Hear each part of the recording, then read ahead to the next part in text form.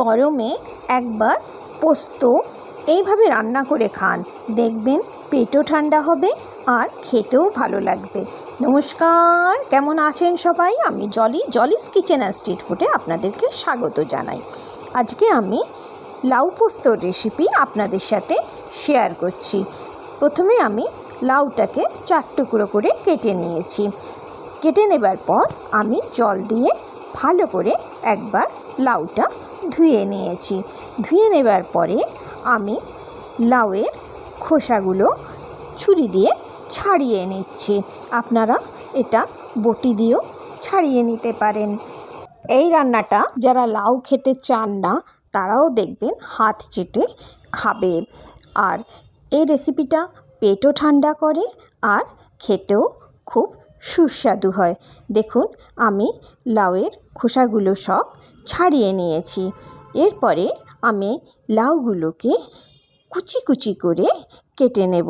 ঠিক এইভাবে আমি লাউগুলোকে লম্বা লম্বা করে কেটে নিয়েছি, যেমন আলু ভাজা কাটা হয় ঠিক সেরকমভাবে আমি লাউগুলোকে কেটে নিয়েছি। তারপরে আমি একটা পেস্ট বানাবো। পেস্টের জন্য আমি একটা ছোট বাটিতে 2টো কাঁচা লঙ্কা নিয়েছি, তার সাথে আমি 3 চামচ পোস্ত নিয়েছি। এটা আমি ভালো করে বেটে নেব। পরে গ্যাস অন করে কড়াই চাপিয়ে দিয়েছি। কড়াই গরম হয়ে গেলে তাতে 3 চামচ সর্ষের তেল দিয়ে দিচ্ছি। সর্ষের তেল গরম হয়ে যাবার পরে আমি এর মধ্যে একটা শুকনো লঙ্কা আর 1 চামচ কালো জিরে দিয়ে দিচ্ছি। কালো জিরে আর শুকনো লঙ্কার যখন ভাজা ভাজা গন্ধ উঠবে তখন আমি 1/2 চামচ গ্রেটেড আদা দিয়ে দিচ্ছি। আপনারা এখানে আদা বাটার ব্যবহারও করতে পারেন। তারপরে আদাটা আমি তেলের মধ্যে একটু নাড়িয়ে চাড়িয়ে ভেজে নিচ্ছি। ভেজে নেবার পরে আমি এর মধ্যে কেটে রাখা লাউগুলো দিয়ে দিচ্ছি। পরে লাউ আর মশলাগুলো একসাথে মিশিয়ে আমি একটু ভেজে নিচ্ছি। তারপরে আমি এর মধ্যে পরিমাণ মতন নুন দিয়ে দিচ্ছি। তারপরে আবার সব একসাথে মিশিয়ে একটু ভেজে নিচ্ছি।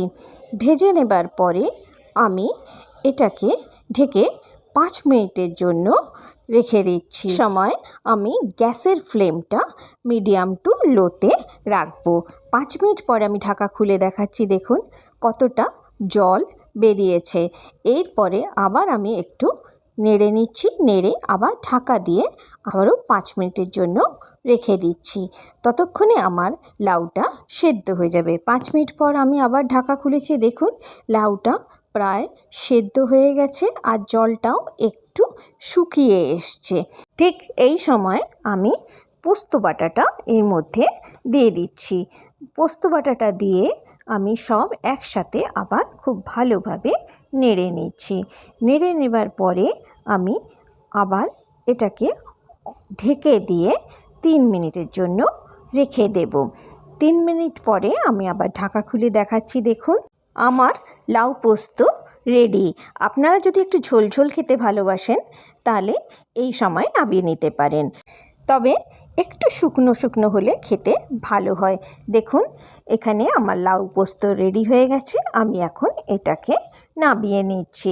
আজকের রেসিপিটি যদি আপনাদের ভালো লেগে থাকে তাহলে নিশ্চয়ই আমার চ্যানেলটিকে সাবস্ক্রাইব করবেন, বন্ধুদের সাথে শেয়ার করবেন আর একটি লাইক নিশ্চয়ই করবেন। এই রেসিপিটি খুব সহজ আর এটা গরম ভাতের সাথে খেতে কিন্তু খুব সুস্বাদু লাগে। আশা করছি আপনাদের ভালো লেগেছে। আপনারা সবাই খুব ভালো থাকবেন, সুস্থ থাকবেন আর সাবধানে থাকবেন।